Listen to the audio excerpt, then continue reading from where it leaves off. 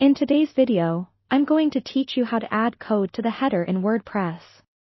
Understanding how to do this can be incredibly useful for a variety of purposes, such as adding custom scripts for analytics, integrating third-party services, or customizing the appearance of your site further. Adding code directly to the header of your WordPress website might seem daunting at first, especially if you're not familiar with coding, but don't worry, I'll guide you through each step carefully. To begin with, it's important to back up your WordPress website. This is a precaution that ensures all your hard work is safe in case things don't go as planned.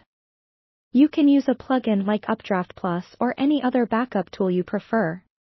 With your site backed up, we'll move forward with confidence. Now, once you're logged into your WordPress dashboard, look down the left-hand side for Appearance. Clicking on Appearance will reveal a drop-down here. You'll find an option labeled Theme Editor. Go ahead and click that. Once you're in the theme editor, you'll notice a list of files on your right side. These are all part of your WordPress theme, and you'll want to locate the one titled Header or Header.php.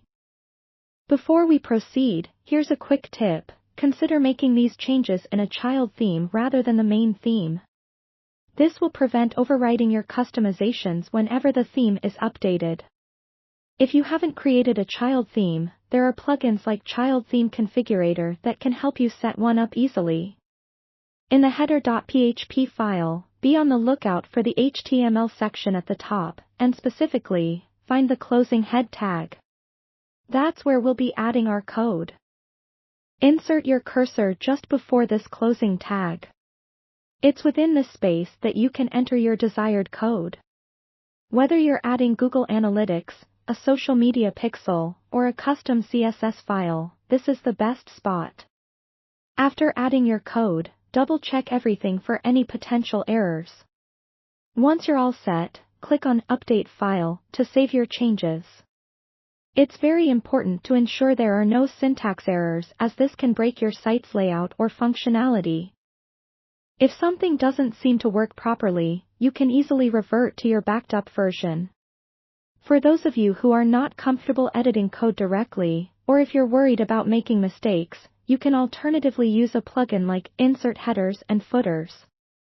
It offers a user-friendly interface to manage header codes without editing any theme files directly. And there you have it. You've successfully added code to your WordPress header. Remember, with any changes you make to your website, always keep a backup and take your time to understand what each piece of code does. If you find this tutorial helpful, don't forget to like the video and subscribe for more tips and tutorials.